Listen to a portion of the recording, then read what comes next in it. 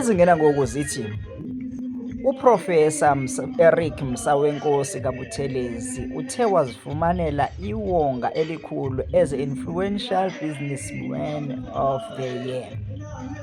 Le nzalelwane yaseBabanango ayiqali ukwenza izinto ezinkulu kangaka. Kunyaka ophelileyo ibiwongwe ngabethembisile Enthandi Awards kwangegalelo athe walithela ekuphuculeni umgangatho kwiibhizinisi zalapha eMzantsi Afrika.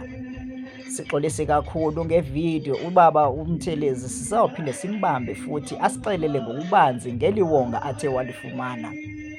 Sixole ecaweni siqabele phambili elandelayo zithi